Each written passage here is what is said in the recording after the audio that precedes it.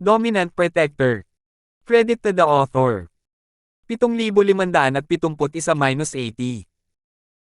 Ang mga pangalan ng mga tauhan ay galing lang sa mga name generator, kaya kung meron mang pagkakatulad sa mga totoong pangalan ng tao, lugar at pangyayari, ito po ay sadyang nagkataon lamang. Sa isa na namang attack, hindi kaya't gumugulong na naman siya sa lupa. Boss Lito, anong nangyari?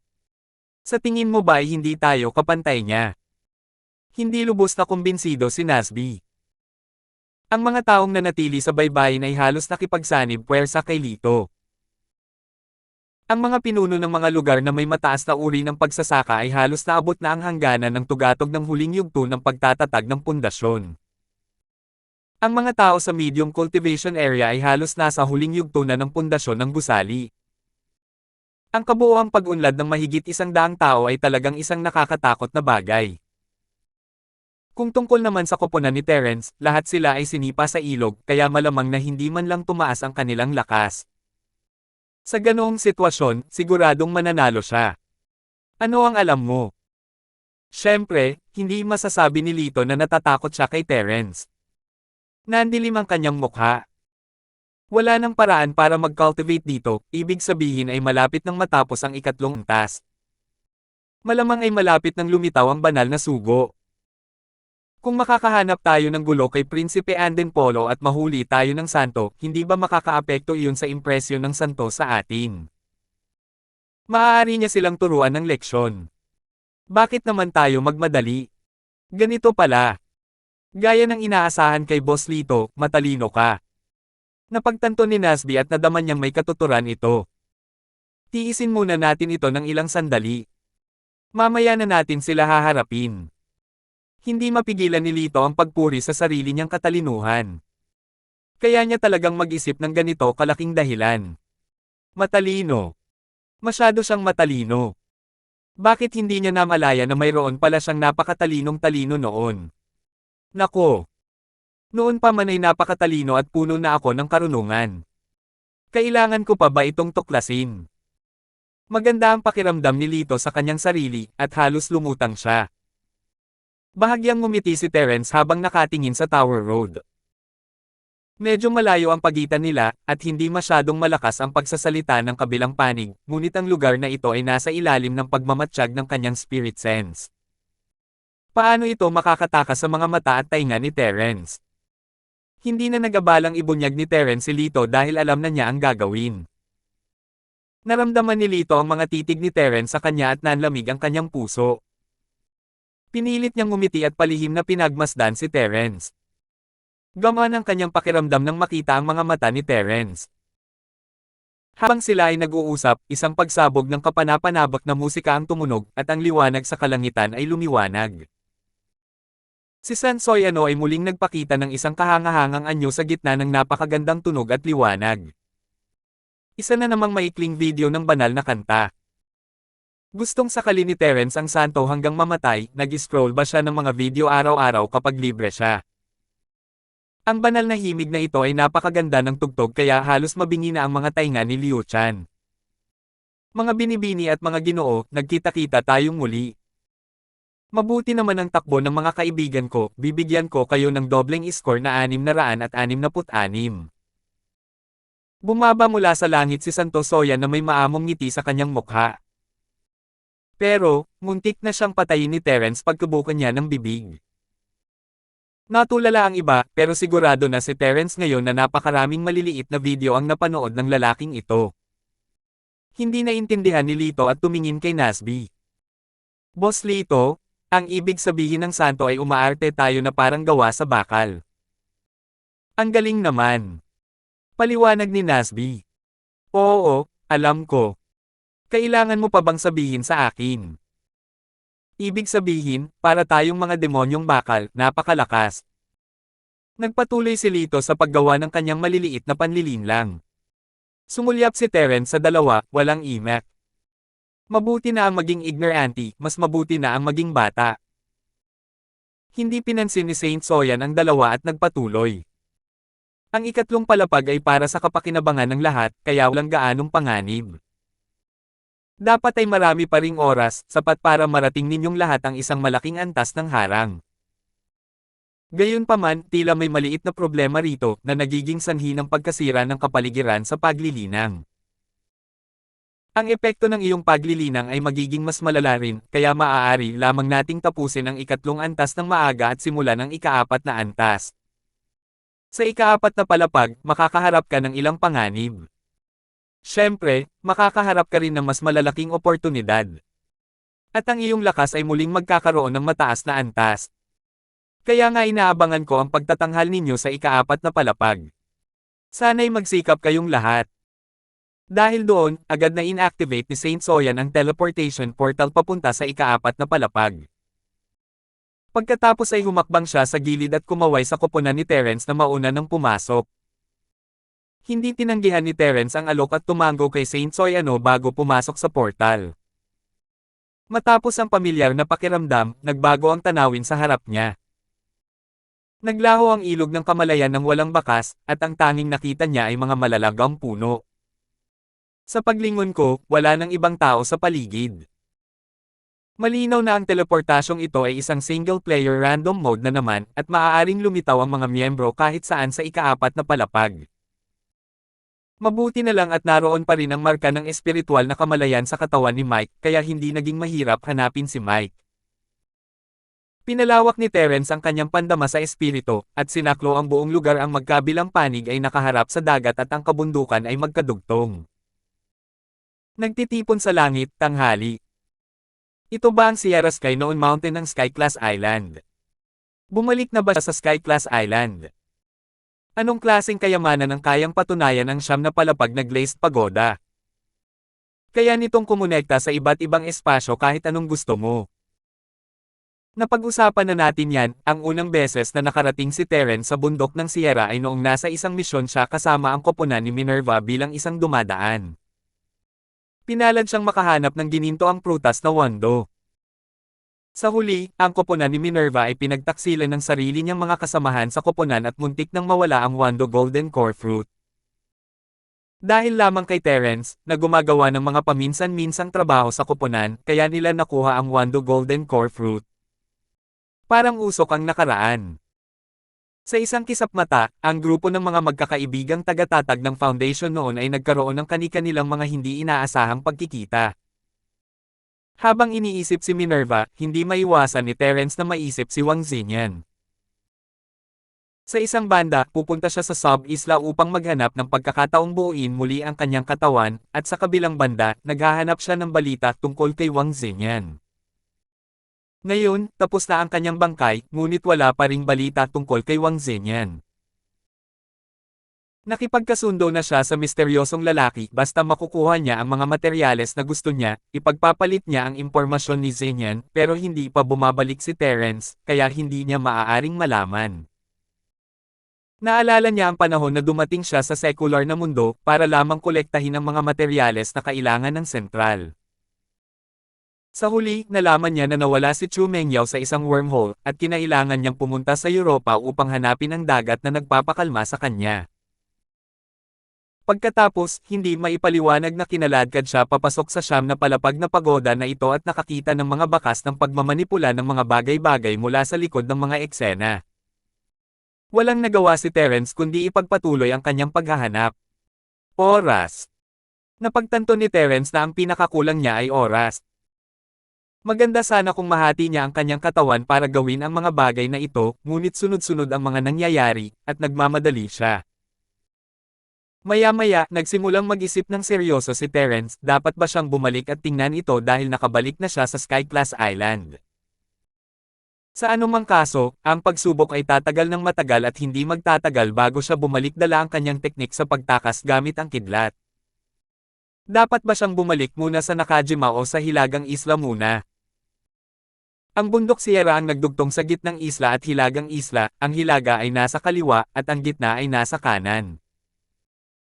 Sinuri ni Terence gamit ang kanyang espiritu at natuklasan na mas malapit ang Hilagang Isla, kaya nagpasya siyang bumalik muna sa hilaga. 7,572. Pagkatapos magdesisyon, agad na lumipad si Terence at nakarating sa labasan ng Sierra Sky Noon Mountain para lamang makasalubong ang isang hindi nakikitang harang. Hindi makalabas. Senior Ghost, lumabas ka at tulungan mo akong tingnan. Anong klaseng mekanismo ang ginagamit? Kung ito ay isang forma sayon, maaari mo bang sirain na lang? Sinubukan ni Terence na alamin ito mismo, ngunit wala siyang makitang palatandaan. Ang tanging nahanap niya ay isang bagay na makakatulong. Sa anumang kaso, dapat ay binubugbog ng multo ang siyam na bagong silang na sanggol at hindi siya nag-iisa para pag-aralan ng hanay, kaya hindi siya natatakot na maistorbo. Walang bakas ng porma sayon. Kaya hindi ito isang porma sayon. Tumingin ang multo at nagbigay ng kanyang opinyon. Mekanismo. Parang wala naman. Napakalinis ng lugar na ito. Kung gayon, bakit hindi ako makalabas?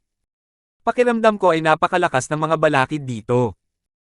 Kahit na mayroon akong kasalukuyang lakas, hindi ko pa rin ito kayang lagpasan. Paanong hindi mag-aalala si Terence? Gayunpaman, kung wala man lang siyang makitang mali sa bagay na iyon, wala na siyang pag-asa. Normal lang na hindi mo ito masira.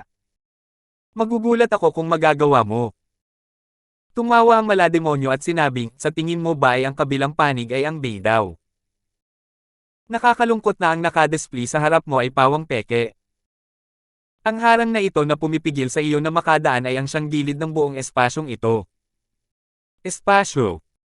Senior Ghost, sinasabi mo bang isa itong independent space? Ito kaya talaga ang ikaapat na palapag ng siyam na palapag na glazed pagoda. Labis na nagulat si Terence. Ang trial ground sa ikatlong palapag ay isang totoong lugar kung saan kasama ang water lily at ang siyam na sanggol, at maaari pa itong konektado sa Azure Sky Valley. Akala niya noong una ay ganoon din ang nangyayari sa bundok Chanho, pero ang sinasabi pala ng sumpang ito na lahat ng nasa harap niya ay kopya pala ng kapaligiran. Ang siyam na palapag na glazed pagoda. Isang bitag. Nako, kakaiba talaga itong siyam na palapag na glazed pagoda. Kaya nitong gayahin ang isang malaking lugar at maaari ring dalhin sa totoong trial ground. Nakakatuwa. May interes na sinabi ng malademonyong bagay, kung maaari, mag-isip ka ng paraan para makuha ang siyam na palapag na may kintab na pagoda na ito.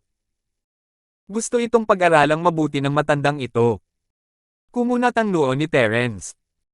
Senior Ghost, hindi ba't ikaw ang Saint Beast Azure Dragon? Bakit niya gustong saliksikin ang lahat? Sa totoo lang, isa ka talagang peking sagradong beast na Azure Dragon. Isa kang super otaku researcher, hindi ba? Bukod pa rito, ang siyam na palapag na glazed pagoda ba ay isang bagay na makukuha sa pamamagitan lamang ng pag-iisip ng isang paraan. Halika, halika, halika, matandang lalaki, tulungan mo akong mag-isip ng paraan. Tingnan mo ang mukha mong nagtitibi. Ayaw mo namang itayo itong siyam na palapag na glazed pagoda, di ba?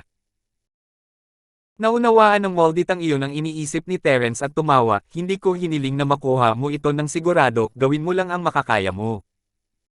Babalik muna ang matandang amo na ito. Nagsasayang siya ng oras sa buhay niya sa pagbugbog sa siyam na bagong silang na sanggol, at ayaw nang mag-aksaya ng oras ng multo. Napakamot ng ulo si Terence at hinawakan ng hindi nakikitang harang sa harap niya. Bamantong hininga siya at umalis. Pareho lang ang mga lumang patakaran, hanapin si Mike at siguraduhin muna ang kanyang kaligtasan. Nasakop ng kanyang espiritu ang buong lugar, at napagtanto ni Terence na ang kopya ng bundok Chanho na ito ay wala talagang kahit isang kapintasan. Kung hindi lang dahil sa hindi siya makakaalis, iisipin talaga niyang ito ang tunay na bundok.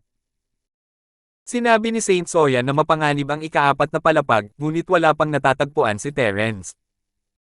Bagamat maraming spirit beast dito, karamihan sa kanila ay nasa foundation establishment stage. May kaunti sa kanila na nasa golden core stage at hindi maituturing na banta.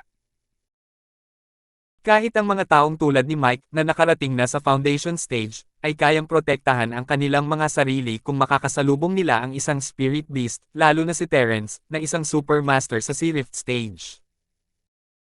Natunton na ng spirit sense ni Terence ang posisyon ni Mike habang iniisip niya ito, ang lalaki ay nakikipaglaban sa isang spirit beast.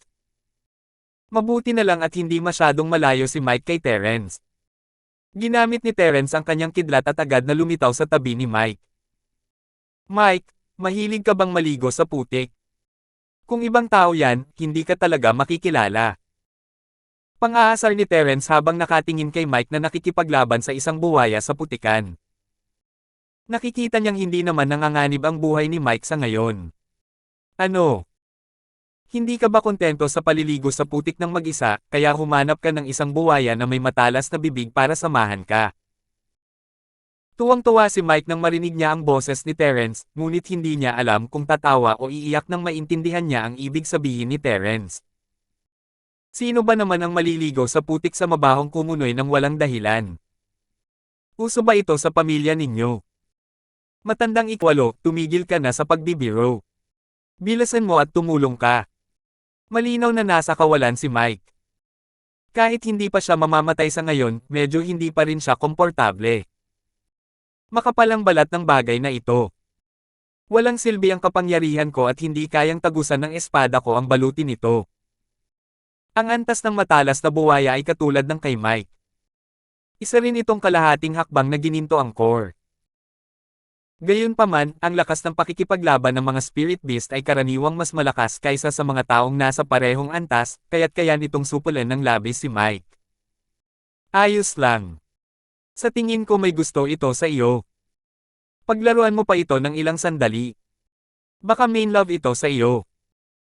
Gustong sanayin ni Terence si Mike, walang masama sa pakikipaglaban pa, basta't hindi nanganganib ang buhay ng kanyang kalaban. Dati, ang batang ito ay isa lamang mandirigmang nasa antas ng lupa, ngunit ngayon ay mas lumakas na siya. Kung wala siyang karanasan sa pakikipaglaban, hindi niya makontrol ang kanyang bagong kapangyarihan. Tumutulo ang luha ni Mike. Boss, paano mo nasabing may gusto ito sa akin? Hindi kaya ang paraan ng pagpapahayag nito ng pagmamahal ay ang pagkain sa akin? Malamang gusto niya ang karne ko, di ba? Kung talagang umibig ito sa akin, hindi ako magiging sapat para punan ang mga puwang sa pagitan ng mga ngipin niya. Wala nang ibang paraan.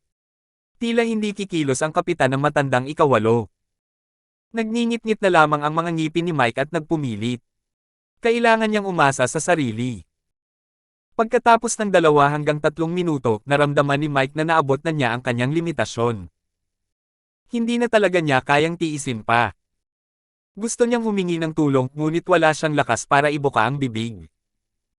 Mamamatay ba talaga ng ganito ang malas na lalaking ito?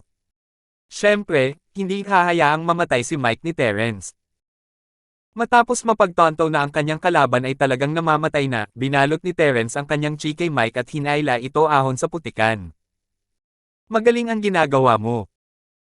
Magpapatuloy ako sa pagsasanay sa susunod para mas mahawakan ko ang lakas ng pakikipaglaban na katumbas ng kasalukuyan kong lakas.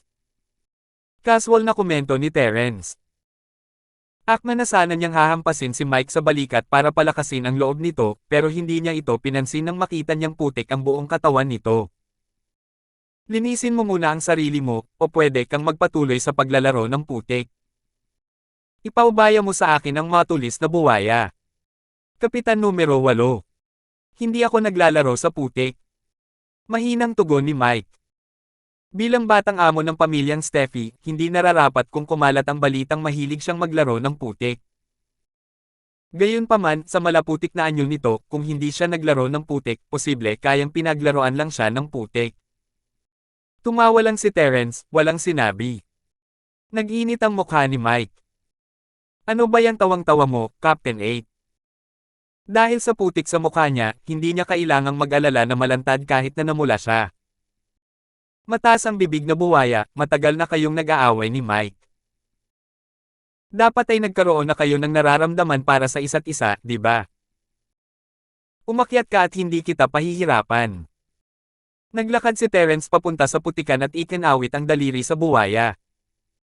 Sa hinaharap, sundan mo si Mike at maging ang kanyang sasakyan. Ginagarantiya ko na magkakaroon ka ng magandang buhay. Tiyak na hindi ka matatalo. 7,573. Matandang ikawalo, anong ginagawa mo? Natulala si McMahon. Medyo hindi inaasahan ang pagkabuo ng kwento.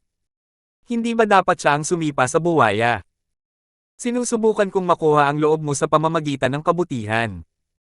Ilang beses ko na bang sinabi sa iyo na hindi lahat ng problema ay kayang lutisin ng mga pisikal na kilos. Minsan, mas madaling makamit ang isang layunin sa pamamagitan ng pangangatwiran. Sabi ni Terence ng diretso ang mukha, at pinunasan naman ni Mike ang putik sa mukha niya nang may ekspresyong, hindi ako naniniwala sa'yo. Kapitan ng matandang ikawalo, sa tingin mo ba ay tanga ako? Ayon sa aking karanasan, ang pagkapanalo ng mga tao sa pamamagitan ng kabutihan katumbas pagkontrol ng Bigfoot. Kahit gaano pa kaliit ang pinag-aralan ko, hinding-hindi ako maniniwala sa mga kalokohan mo. Walang pakialam ang matalas na buwaya sa paraan ni Terence ng paghikayat sa mga tao gamit ang kanyang birtod. Nakahiga ito sa putik at malamig na tiningnan ang dalawang tao gamit ang maliliit nitong mata, iniisip kung dapat ba itong magpatuloy sa pakikipaglaban. Mike, huwag kang sumabad. Manood ka lang mula sa gilid. Ikinumpas ni Terence ang kanyang kamay at bumaling muli sa buwaya. Bakit hindi ka gumagalaw? Wala nang ganoong tindahan pagkatapos ng nayon na ito. Bahagyang gumalaw ang sulok ng bibig ni Mike. Matandang ikawalong kapitan. Kung nasa putikan ako, papansinin din kita.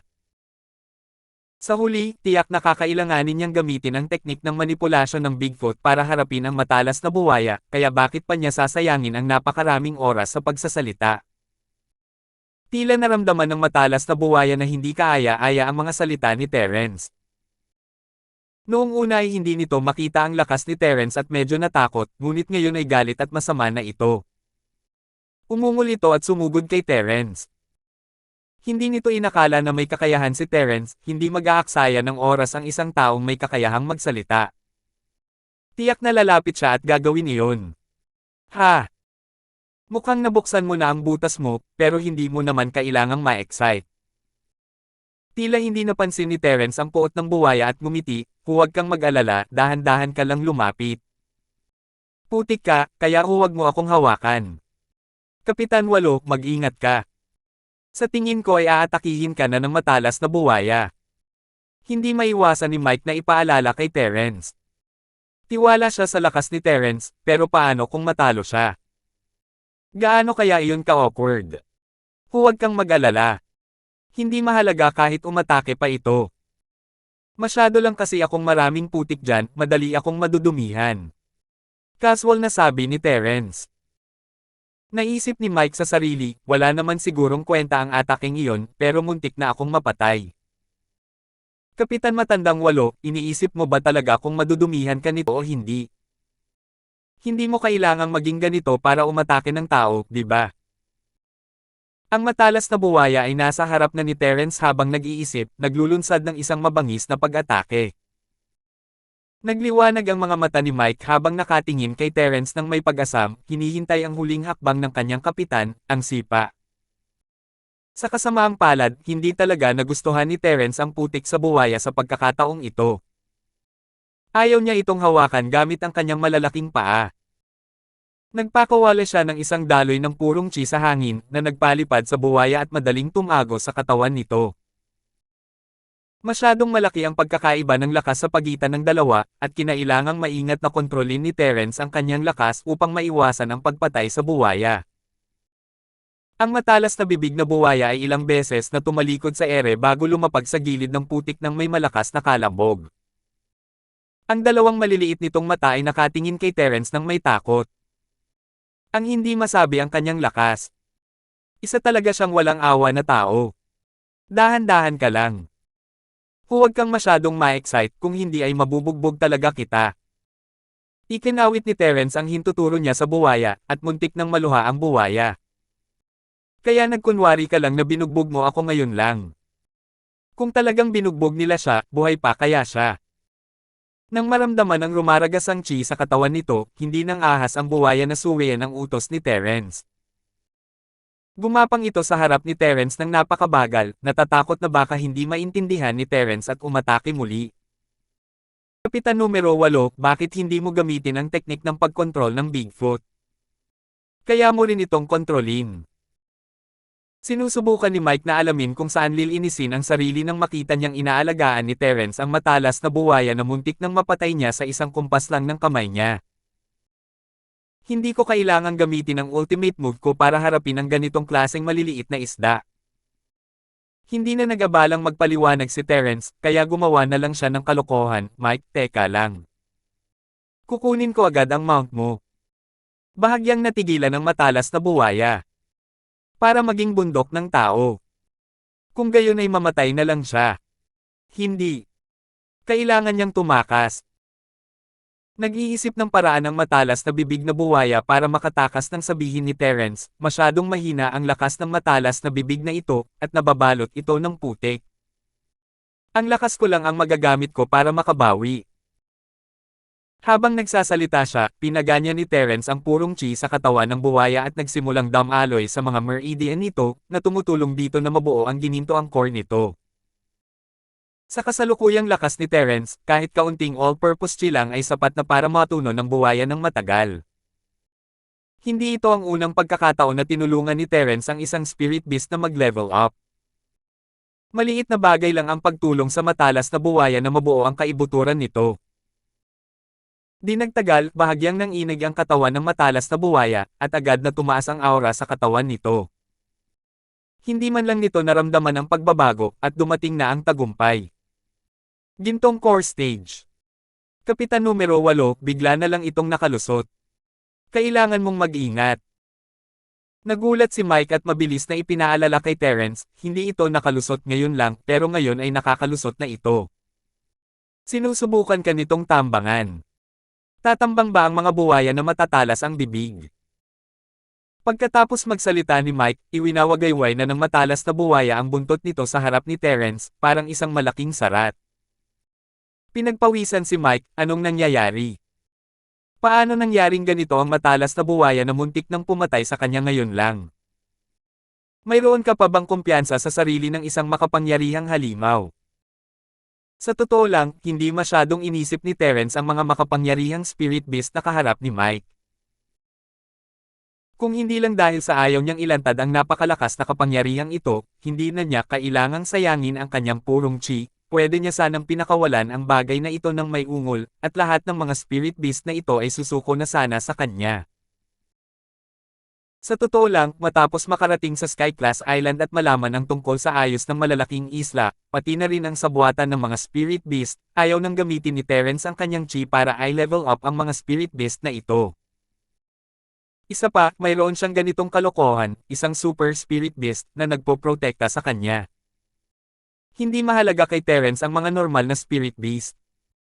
Ngayong umabot na sa ganito ang sitwasyon, casual niyang napatay ang isang buwaya na matulis ang bibig. Sige, lumayo ka sa akin. Huwag mo akong ibuhos lahat ng putik. Sabi niya. Iwinagayway ni Terence ang kanyang kamay at humarap kay Mike. Ang matalas na buwaya na ito ay kaka-rating lang sa Golden Core Stage. Perpekto ito para sakyan mo, at maaari rin itong maging bantay mo. Sa lugar na ito, ang mga spirit beast sa Golden Core Stage ay itinuturing ng medyo makapangyarihan. Salamat, Kapitan numero 8. Tuwang-tuwa si Mike. Dati, hindi niya inakala na balang araw ay magkakaroon siya ng isang Golden Core Stage Spirit Beast bilang mount. Tunay nga, ang pagsunod sa team leader ng matandang ikawalo ay magdudulot sa kanya ng maraming benepisyo. Kung tungkol naman sa buwaya na may matalas na bibig at nababalutan ng putik. Ano kaya? Parang walang putik sa kanila. Pinunasan ni Mike ang tumutulo na putik sa kanyang baba. Gaya ng kasabihan, huwag mong pag-usapan ang iyong pangalawang kapatid. 50 hakbang ay hindi natatawa sa 100 hakbang. Mula sa labas, ang matalas na buwaya at si Mike ay perpektong magkapareha. 7,574. Hindi mo kailangang magpasalamat sa akin. Mike, gamitin mo ang kapangyarihan mo para linisin ang sarili mo at ang matalas na buwaya. Umubo ng mahina si Terence, ayaw niyang ang mapasama sa gulo kahit magdala siya ng 2 malalaking manika ng putik. Bilasan mo. Hahanapin natin ang iba pagkatapos natin. Napakalaki ng bundok Sierra, ngunit walang anumang pagsugpo mula sa kamalayan dito. Ang diwa ng esensya ni Terence ay isang tunay na asul na dalubhasa sa pagwasak ng dagat, at kung wala ang pagsugpo sa kamalayan, hindi magiging mahirap para dito na masakop ang buong bundok. Alam ni Terence kung nasaan si Morris at ang iba pa, at wala sila sa anumang panganib.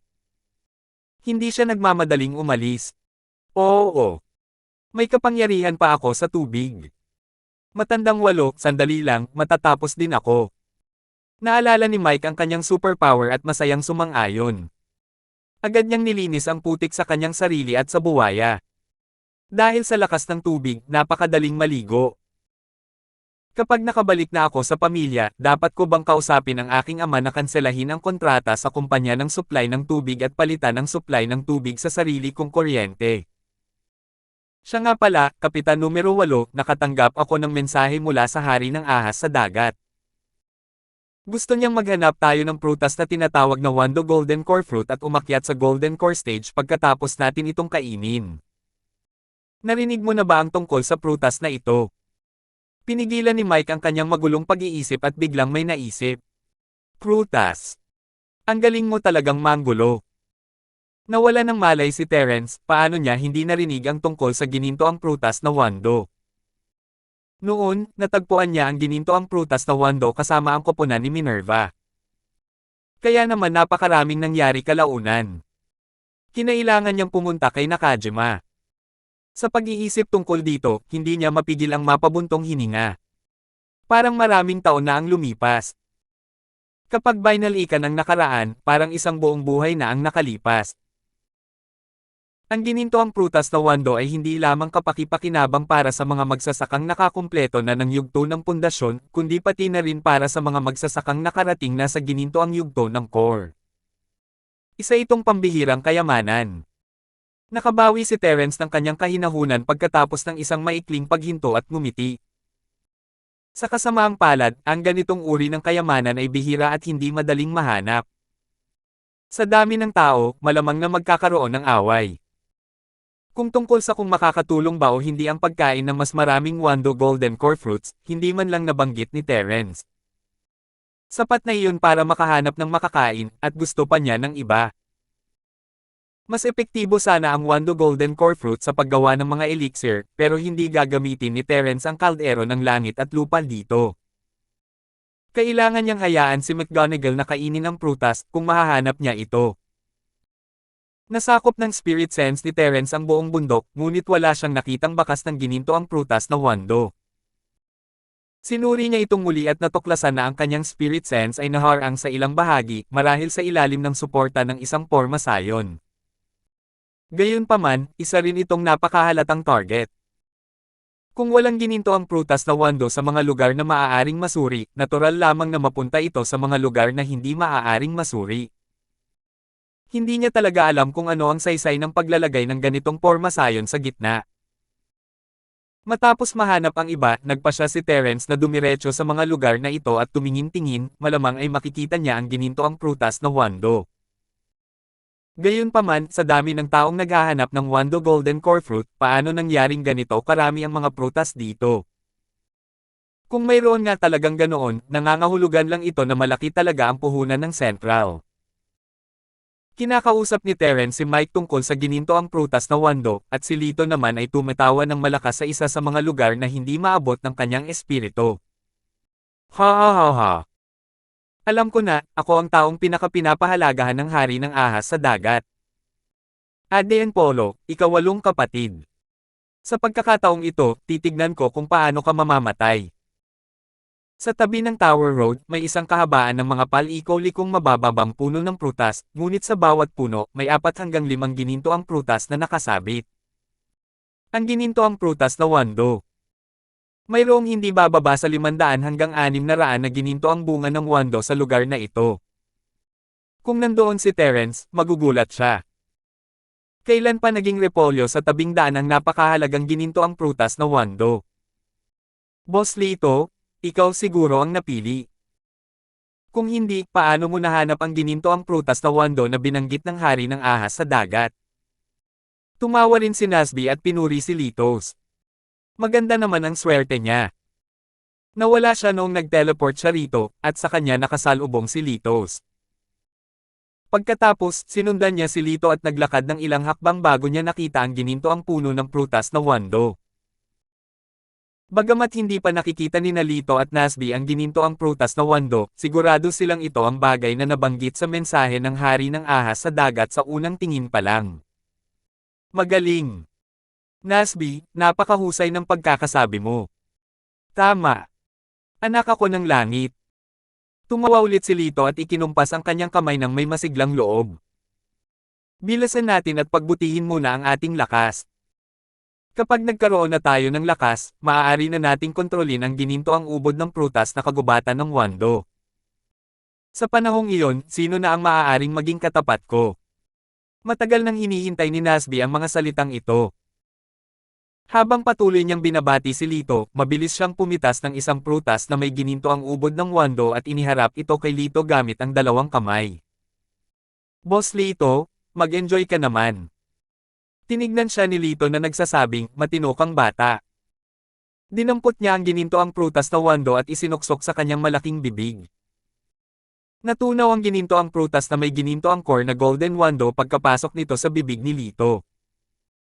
Isang napakalaking espiritual na chi ang agad na sumabog at pumuno sa bawat bahagi ng katawan ni Lito. Nabigla si Lito. Ang kanyang lakas ay napabuti sa pamamagitan ng pagbuti ng kanyang sinaunang espiritu at pisikal na katawan. Hindi pa siya nakapag-cultivate ng maayos noon, kaya kailan pa siya nakaranas ng ganitong sitwasyon. Agad siyang bumagsak sa lupa at sinubukang gabayan ang espiritual na enerhiya, ngunit hindi niya alam ang gagawin. Sa huli, hinayaan na lang niya ang napakalaking espiritual na enerhiya na kumilos ng kusa at panoorin ang lahat na mangyari na parang tanga. Matamang nagmamasid din si Nasby mula sa gilid. Ibinigay niya ang ginintoang elixir fruit ng wando kay Lito ngayon lang para papurihan ito, pero balak din niyang hayaan muna si Lito na subukan ito. Kung ito ay nakalalasan, hindi naman siguro masamang mamatay ang amo. Maaaring kaya niyang umangat sa tuktok bilang ang may kakayahang general ng grupong Lito. Sa loob lamang ng ilang minuto, ang aura sa katawan ni Lito ay biglang lumakas. Madali niyang nalampasan ang tuktok ng huling yugto ng pundasyon ng gusali patungo sa perpektong pundasyon ng gusali at pagkatapos ay sinimulang buuin ang kanyang kaibuturan. Sa tulong ng napakalaking espiritual na enerhiya, nabuo ang ginintoang kaibuturan. Ang buong proseso ay tumagal ng wala pang 5 minuto, at kung nasa Sky Class Island ito, tiyak na magdudulot ito ng matinding kabuluhan sa lahat ng malalaking isla. Kahit ang ginintoang ubod na gawa sa ginintoang ubod na prutas ng wando ay hindi nagkaroon ng ganoong katikot-takot na epekto. Isang wando golden core fruit ang gumawa nito. Binabati kita, Boss Lito, sa matagumpay na pag-akyat sa golden core stage. Nang makita niyang dumilat si Lito, mabilis na inalis ni Nasby ang kanyang mga iniisip at lumapit upang batiin ito ng may paggalang at taos puso. Tunay ngang henyo si Boss Lito. Wala pang 5 minuto at matagumpay siyang nakalusot.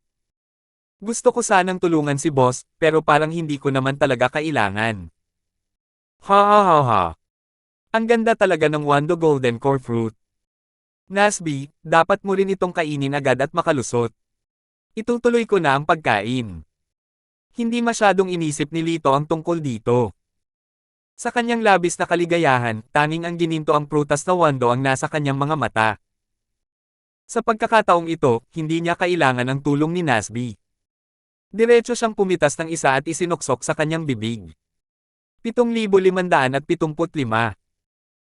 Isang napakalaking espiritual na enerhiya ang muling pumuno sa kanyang mga meridian, at ang kasiyahan ng pagsulong ay hindi na mapigilan. Nang makita ito ni Nasby, hindi na siya nag-atubili. Sinundan niya si Lo, kumuha ng isang prutas na gawa sa gininto ang elixir ng wando at isinuksok ito sa kanyang bibig. Sabay nilang sinimulan ang kanilang pambihirang paglalakbay. Naulit ang prosesong ito ng ilang beses, at di nagtagal, pareho silang naging mga masters ng perpektong yugto ng Jindan. Gayunpaman, pagkatapos noon, gaano man karami ang kanilang kinain, wala itong silbi. Kumain pa sina Lito at Nasby ng kaunti bago sila tumigil sa pagpitas ng gininto ang prutas na wando ng may pagkadismaya. Sayang naman. Kung magpapatuloy lang ako sa paglusot, pakiramdam ko wala na akong talo. Nanghihinayang na umiling si Dale at kinuyam ang kanyang kamao. Nakakamangha talaga ang makapangyarihang lakas na ito. Boss Lito, ikaapat na palapag pa lang ito. Tiyak na mas marami tayong pagkakataon para umunlad. Sa kabilang banda, malinaw ang isip ni Nasby at pinaalalahanan si Lito, tayo ang pinakamalakas sa ikaapat na antas ngayon. Sunod, dapat nating tipunin ang sarili nating mga tao at sabay-sabay na umakyat sa antas. Pagkatapos, papatayin natin si Aden Polo at ang kanyang koponan. Mula sa pananaw ni Nasby, may limitasyon ang lakas ng ikaapat na palapag tulad ng mga nakaraang palapag. Imposibleng hayaan ni Saint Soyano na patuloy na mag-level up ang mga taong ito. Gayunpaman, kung nandito si Terence, magugulat siya ng husto. Hindi ba't sinabi nilang walang silbi ang pagkain ng napakaraming Wando Golden Core Fruits? Bakit ito gumana na naman? Magaling! Hindi lang ang sarili nating mga kababayan, kundi pati na rin ang ibang mga koponan. Kung gusto nilang makuha ang gininto ang prutas ng Wando, dapat nila akong pagsilbihan. Isang mabangis na liwanag ang sumilay sa mga mata ni Lito habang tumatawa siya. Bagamat nakapagtrabaho na tayo ng magkasama dati, lahat sila ay mahina ang loob at may kanya-kanyang plano lamang. Dapat kong samantalahin ang pagkakataong ito para i-recruit sila upang mamuno ako sa kanila. Matalino si Boss Lito. Pagpasok natin sa ikaapat na palapag, ay teleport tayo sa iba't ibang lugar ng mag-isa. Kaya natin silang litonin isa-isa. Tinapik ni Nasby ang kanyang dibdib. Boss, iwan mo na ito sa akin. Maghahanap ako ng mga tao. Boss, dito ka lang at bantayan ang kagubatan ng gininto ang prutas ng Wando kung sakaling may magnakaw nito. Sabi niya. Tumanggaw si Lito sa sarili at naramdamang magandang ideya ito. Pareho na nilang itinuring na sa kanila ang gininto ang prutas na Wando. Habang nag-iisa ang iba, isa-isa niya silang kukunin. Kapag naayos na niya ang mga ito, hindi na niya kailangang mag-alala na babawiin nila ang kanilang mga salita. Sino mang manggahas na bawiin ang kanilang mga salita, makikipagsanib puwersa siya sa iba para patayin siya. Imposibleng tumanggi ang lahat sa ganitong uri ng koponan, kaya hindi mahalaga kung may mga traidor dahil wala naman silang magagawa. Matapos maayos ang usapan, mabilis na umalis si Nasby at nagsimulang maghanap ng mga tao sa paligid. Naghahanap din si Terence ng kasama ng nalinis na si Mike, at ang pinakamalapit sa kanyang espiritu ay si Fernandez. Nang matagpuan siya ng dalawa, si Fernandez ay nakikipaglaban sa isang higanting gagamba na nasa maagang yugto ng Gold Core. Sa lakas na pag-uusapan, walang kapantay si Fernandez para sa higanting gagamba. Ngunit dahil sa kanyang higit sa isang superpower at sa kakayahang kontrolin ang mga espiritual na halimaw, halos hindi siya nakayanan. Bagamat hindi niya makontrol ang higanting gagamba, maaari niya itong bahagyang maapektuhan paminsan-minsan. Kung hindi dahil dito, malamang ay nalunok na ng higanting gagamba si Fernandez bilang merienda.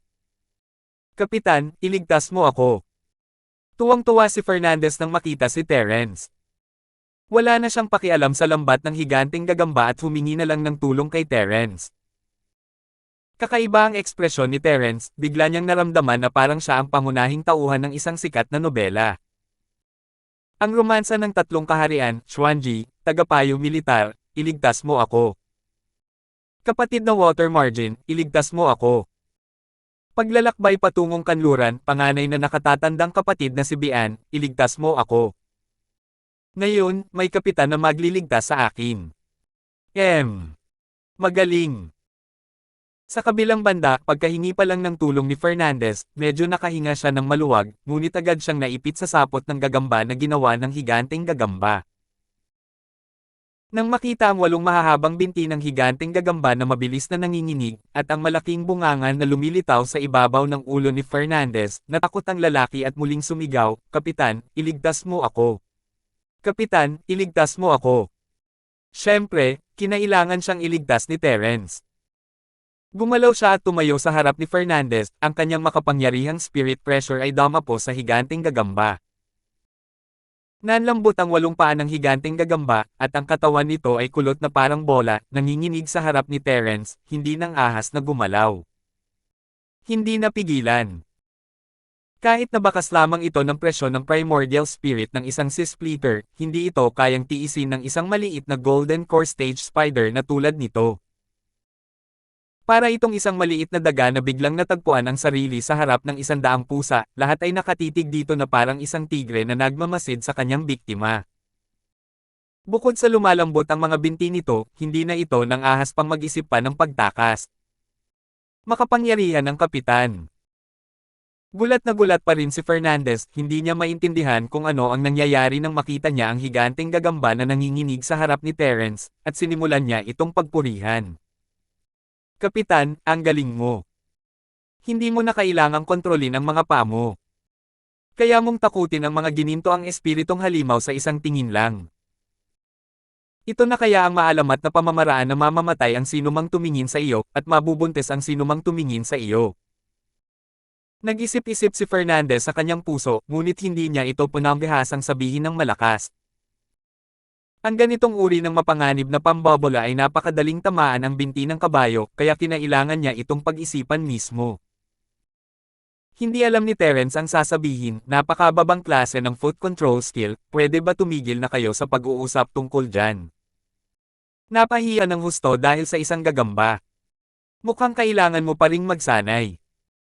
Sa tingin ko, mabuti na hayaan kang magpatuloy sa pagsasanay kasama niya. Kinurot ni Terence ang kanyang baba at tumingin kay Fernandez ng may bahagyang ngiti. Sa pamamagitan ng mas maraming pagsasanay, maaaring tumaas ang iyong lakas. Kapitan. Hindi natin maaaring madaliin ang mga bagay tulad ng pagsasanay. Dapat nating hanapin ang iba sa lalong madaling panahon. Kung sina Serena, Chris, at ang iba pang mga batang babae ay nasa panganib, masama iyon. Napangiti si Fernandez ng alanganin. Hindi mo ba nakikita na malapit ka ng maging merienda ng mga gagamba? Iyan. Kapitan, maaari ka bang mag-isip ng paraan para maibaba mo na ako? Napakatigas ng sapot ng gagamba, at hindi makawala si Fernandez mula rito. Bago pa man mabuo ang sapot ng gagamba, kaya pa rin itong sunugin ni Fernandez gamit ang kanyang lakas ng apoy, ngunit pagkatapos mabuo ang sapot ng gagamba, nawala na ng bisa ang lakas ng apoy nito. Ang gininto ang sapot ng gagamba ay hindi natakot sa kakayahan ni Fernandez na magliyab. Inabot ni Terence ang kanyang kamay at hinaila pababa si Fernandez nang hindi gumagamit ng masyadong lakas. Agad na nakumbinsi si Fernandez. Gaya ng inaasahan sa kapitan, ang kanyang lakas ay tunay na hindi maarak. Fernandez, halika rito. Naglakad si Terence sa harap ng higanteng gagamba at sinenyasan si Fernandez na sumunod. Medyo malakas ito, pwede mo itong gamitin bilang iyong tungkod. Ah! Pwede ba? Nabigla si Fernandez. Muntik na siyang kainin ng higanteng gagamba kanina lang, tapos ngayon gagamitin niya ito bilang bundok. Kapitan, hindi mo man lang ginamit ang teknik ng pagkontrol ng Bigfoot. Maaasahan ba ito? Paano kung magutom ito at kainin ako na parang pagkain? 7,576. Siyempre naman. Ano, ayaw mo? Tiningnan ni Terence ang itim at malambot na anyo ng higanteng gagamba. Hindi ito gaanong kaganda, pero isa itong tunay na gininto ang spirit beast. Dapat ay ayos lang ito bilang isang mount, di ba? Hindi.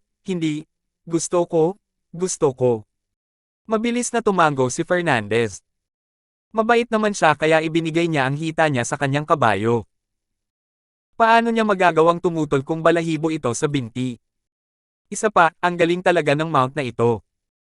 Pagkatapos itong sakyan, siguradong magiging kahanga-hanga at dominante ito. Sandaling naramdaman ni Fernandez na narating na niya ang tugatog ng kanyang buhay. Iyon ay dahil nakita niya mula sa gilid ng kanyang mga mata na ang paparating na karwahe ni Mike ay isang gininto ang buwaya na may matalas na bibig. Fernandez, na-upgrade na rin ang control book ni Kapitan numero 8. Hindi na niya kailangang gamitin ang mga paa niya. Kaya niya itong kontrolin sa isang sulyap lang. Lumipad si Mike at nagpaliwanag, tingnan mo ang buwaya ko. Bukod sa medyo mabagal tumakbo, magaling din ito sa lahat ng iba pang aspeto. Napuno ng paghanga ang mukha ni Fernandez. May trend sa bawat palapag. Tanging ang mga sumusunod kay Kapitan numero 8 ang maaaring makaranas ng ganitong treto.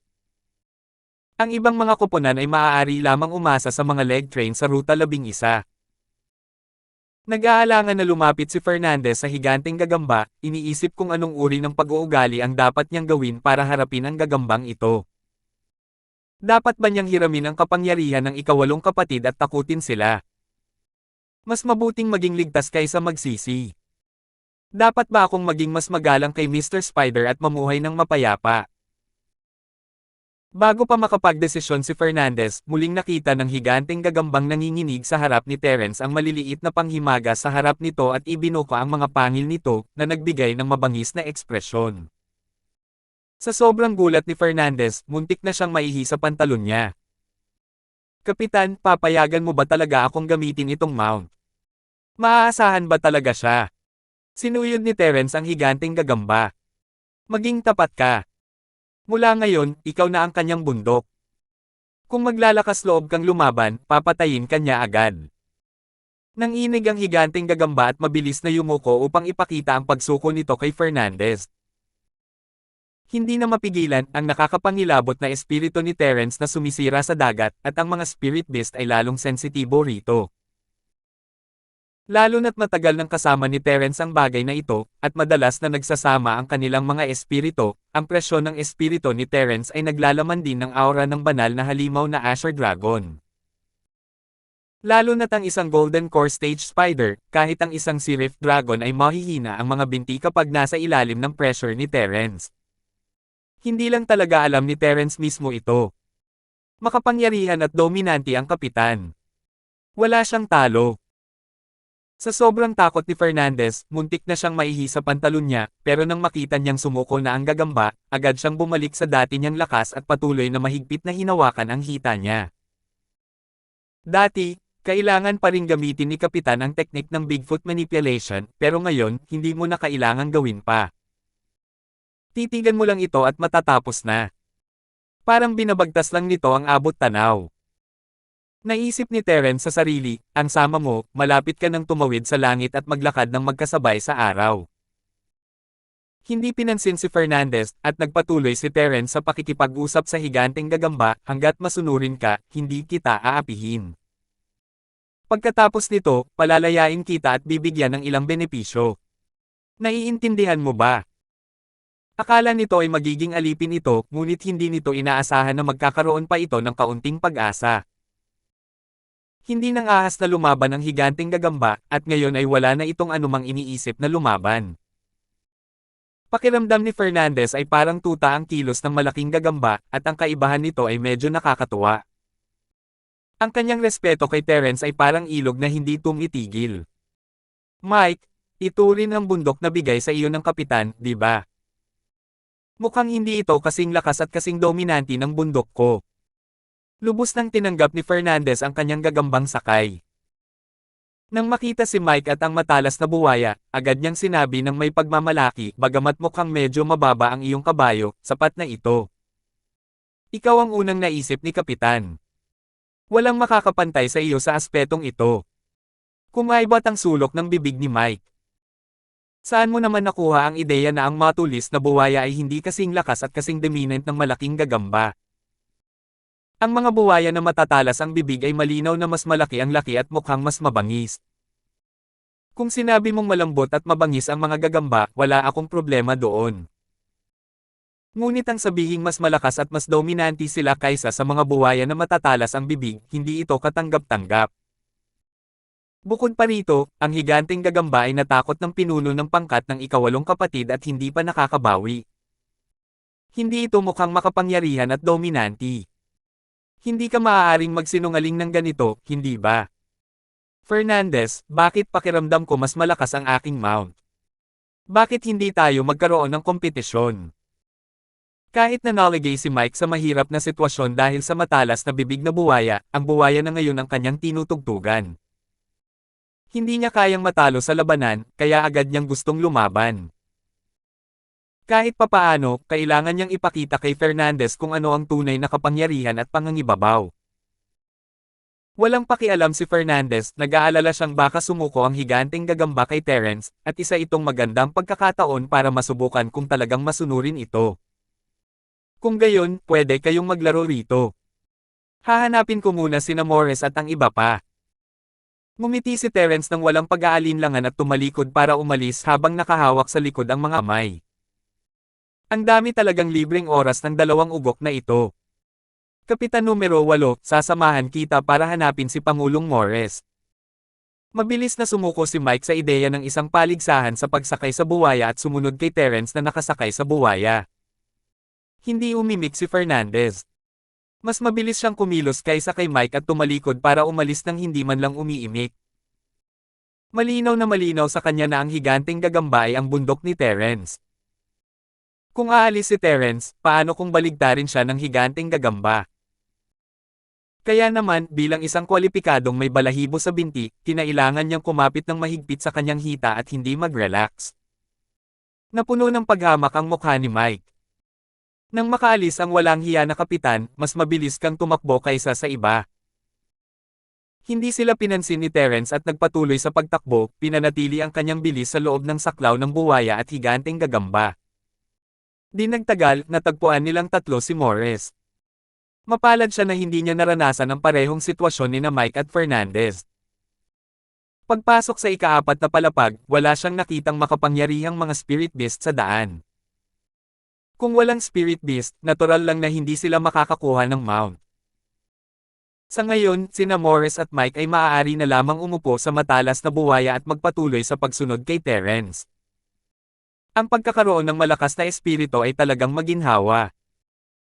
Ilang minuto matapos matagpuan ni Terence si Morris, natagpuan niya si Adrian Polo, na malas na napapaligiran ng isang grupo ng mga lobo na kulay asul. Mayroong 15 Gale Wolf sa grupong ito, at ang kanilang lakas ay nasa pagitan ng tugatog ng huling yugto ng pagkatatag ng Foundation at ng perpektong yugto ng pagkatatag ng Foundation. Kung isa sa isang laban lang iyon, wala siyang matatakot. Gayunpaman, ang kooperasyon ng mga lobo ay walang kapintasan, at ang lakas na kanilang naipakita ay tiyak na higit pa sa lakas ng isang maagang Golden Core Cultivator. 7,577. Dahil dito, wala na siyang kakayahang lumaban. Nakatakas lamang siya sa isang siwang sa pader na bato at sinasamantala ang lupain upang harapin ang mga atake ng isang Storm Blue Wolf sa bawat pagkakataon. Alam ni Terence na hindi naman manganib ang buhay niya sa ngayon, kaya hindi siya nagmadaling pumunta roon. Kung pupuntahan niya sana ito, siya sana ang pupunta rito imbes na si Morris. Morris, nakahanap ka na ng mount. Ang malakas na Blue Wolf, napakabilis. Labis na nasiyahan si Terence sa grupo ng mga lobo ng Blue Storm, hindi lang si Morris ang naging mount niya, kundi pati na rin ang iba pang mga taong hindi pa natatagpuan ay may mga kabayo rin. Mayroong 15 lobong asul na Gale, isa para sa bawat tao, at mayroon pa ring natitira. Kung hindi kontento sina Fernandez at Mike sa mga gagamba at sa matatalas na buwaya, maaari rin silang lumipat sa mga lobong asul na Gale. Kapitan, hindi ako mapili sa aking bundok. Kung mayroon man, ayos lang sa akin ang kahit ano. Kung walang tao, sasakay na lang ako sa isang buwaya na may tallest na bibig kasama si Mike. Tumingin si Morris na parang nagtatanong, pero umirap si Mike nang marinig iyon. Ang presidente. Ang matalas na buwaya ang aking tinutugis, at medyo komportable para sa akin na sakyan ito ng mag-isa. Sisikayan kita, pero nakakapit ka pa rin sa akin. Parang bumili si Mike ng magandang kotse at isinama si Morris nang makita niya si Morris, pero sinabi ni Morris na gagamitin niya ang kotse nito sa hinaharap. Maaari ba siyang maging mas walang hiya? Isa pa, kung kotse talaga yan, ibibigay na sana ni Mike kay Morris. Pero ngayon, mas maganda pa pala itong mount kaysa kotse. Automatiko ito at hindi na kailangan ng gasolina. Saan pa siya makakahanap ng ganito kagandang sasakyan? Kaya, kahit ikaw ang presidente ng Sword of Sanctions, hindi mo pwedeng pretuhin ng ganito ang knight ng nasasakupan mo. Ha! Kapag nakita mo ang malakas na bughaw na Blue Wolf, malamang na hindi ka na magkakainteres sa matalas na buwaya ni Mike. Bahagyang ngumiti si Terence at hindi na nagsalita pa.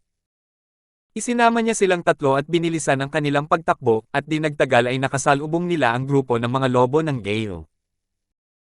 Matatangkad ang mga lobo na may Gale Green, at bawat isa sa kanila ay parang kabayong alimango na may maiikling paa at damo sa Mud River. Mayroon silang matatag na sentro ng grabidad at mababang chassis. Kamangha-mangha ang kanilang bilis, at angkop na angkop sila sa pagsakay. Ito ba ang malakas na hangin na Blue Wolf? Salamat, Kapitan. Gusto ko ng isa. Napamahalaga dito si Morris pagkakita niya. Dahil sa taglay niyang Gale Blue Wolf bilang mount, isa siyang tunay na mangangabayo ng lobo. Kung ikukumpara si Fernandez Spider Knight, ang matulis na bibig na buwaya ni Mike. Ano ba sila? Ang babaw naman yan. Kaya naman, sa oras na ito, hindi talaga siya maaaring maging magalang. Si Morris ay sadyang may inuupuan lang. Nagliwanag din ang mga mata ni na Mike at Fernandez. Naisip din nila na ang malakas na bughaw na Blue Wolf ay medyo gwapo. Gayunpaman, nasanay na silang sumakay sa matatalas na buwaya at higanting gagamba papunta rito. Kung ang malakas na bughaw na Blue Wolf iyon, medyo mag-aalangan silang humiwalay dito. Siguro. Pwede siyang kumuha ng Gale Blue Wolf bilang backup. Sumakay sila sa isa at kinaladkad ang isa. Sa siwang, tuwang-tuwa si Abel nang makita silang apat, ngunit sa isang pangungusap mula kay Terrence, si Morris at ang dalawa pa ay nakatuon sa asul na Storm Wolf. Gusto niyang umiyak. Inaatake pa rin ako ng mga lobo ng bagyo. Maaari mo ba akong iligtas muna? Siyempre, hindi papansinin ng mga Storm Wolf ang kanilang apat, lalo na ang matulis na buwaya at ang higanting gagamba. Ang dalawang ito ay mga ginintoang spirit beast, at agad nilang naagaw ang atensyon ng mga Storm Wolf pagkakita pa lang nila. Kung tungkol naman sa grupo ni Terrence na may apat na miyembro, hindi sila pinansin. Tutal, ang kanilang mga aura ay malayo sa aura ng dalawang ginintoang spirit beast. Kapitan numero 8, mukhang seryoso ang tingin sa atin ng mga lobong ito. 12 pa nga ang ipinadala nila rito. Hindi natakot si Mike sa bagyong mga asul na lobo. Sa halip, nagliwanag ang kanyang mga mata at sinabing, maghiwa-hiwalay na ba tayo? Isinama ko ang mga buwaya na matatalas ang bibig, kaya ko silang hawakan. Sabik na rin siyang lumaban. Bukod pa rito, gusto niyang makita ang lakas ng buwaya na may matalas na bibig na may gininto ang ubod, kaya't itinutok niya ang kanyang atensyon sa kanyang target. Sandaling nag-isip si Fernandez. Pakiramdam niya ay madali niyang kayang hawakan ang tatlong lobo ng Stormblow, ngunit ayaw niyang matalo kay Mike, kaya buong pagmamalaki niyang sinabi, Kapitan, kaya namin ang higanting gagamba ang apat sa kanila. Kumunat ang noo ni Morris. Anong ibig niyong sabihin? Iniiwan niyo ako dahil may mount kayo, di ba? Dalawa na lang ang haharapin ko. Wala namang problema. Ah, sige. Kung gayon, dalawa na lang ang mayroon ka, Pangulong Morris. Huwag kang mag-alala, tutulungan kita. Luma na at walang awa ang sasakyan ko. Punong-puno ng kumpiyansa si Mike at hindi niya nakalimutang palakasin ang loob ni Morris. Ipamahagi. Anong ibig mong sabihing ipamahagi? Wala kaming oras para maglaro kayo. Wala pa kaming nakikitang miyembro ng team. Kumaibot ang mga labi ni Terrence habang lumalapit at banibitawan ang kanyang presyon. Ang 12 Gale Wolf na papalapit ay nanlambot sa kanilang mga paanan at humiga sa lupa, umuungol. Natigilan sina Morris at ang iba pa. Ano ang nangyayari? Katatapos lang naming ipamahagi ang 3, 2 at 4, at ikaw, matandang ika-8, ay inasikaso ang lahat ng iyon sa isang tingin lang. Paano sila naging ganoon kapabaya kung sinabi nilang haharapin nila ang isa't isa ng hiwalay? Kapitan, wala kang talo. Si Fernandez pa rin ang unang nagsalita. Bilang isang bihasang balahibo sa binti, naging likas na sa kanya ang pagyayabang sa kanyang hita. Hindi na kailangang mag-isip pa, at sinabi niya, ngayong nahasa na ng kapitan ang kanyang banal na kasanayan, hindi na niya kailangang lumaban. Ang paghamak pa lamang ng hari ay sapat na upang takutin ang lahat ng mga espiritong hayop. Kumaibot ang gilid ng mga mata ni Morris at Mike. Paghamak ng isang hari. Ano ba ito? Parang napaka-dominant. Sige na nga. Bakit hindi ko naisip yon? Lihim silang nagsisisi. Masyadong mabilis ang reaksyon ni Fernandez at gumamit siya ng kung ano-anong bagong salita. Nakakainis talaga. Natawa si Terrence sa sarili at hindi mapigil ang purihin ang imahinasyon ni Fernandez.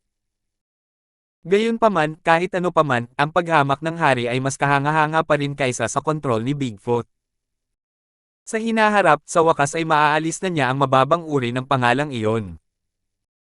Mike, bakit hindi ginagamit ng kapitan ang teknik ng pagkontrol ng Bigfoot ngayon?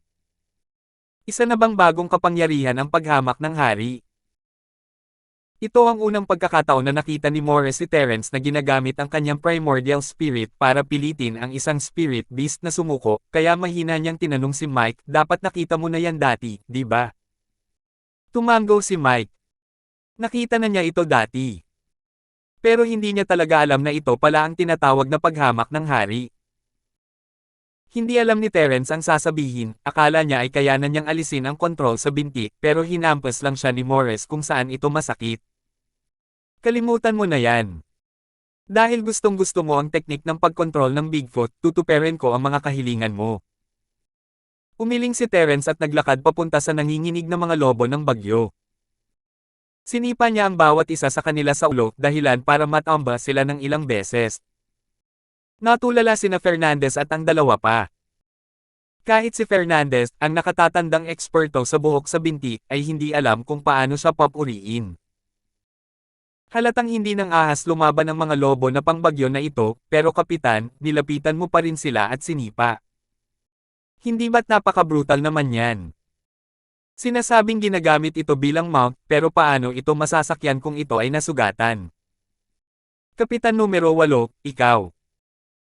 Ang relasyon ni Mike kay Terence ang pinakamalapit, kung tutuusin, kaya tinanong niya, hindi sila kayang kontrolin ng paghamak ng hari, kaya ginagamit mo ang kontrol ng Bigfoot. 7,578. Gusto rin talagang sipin ni Terence si Mike sa mukha, pwede bang tigilan na niya ang pagbanggit sa pangalang yan?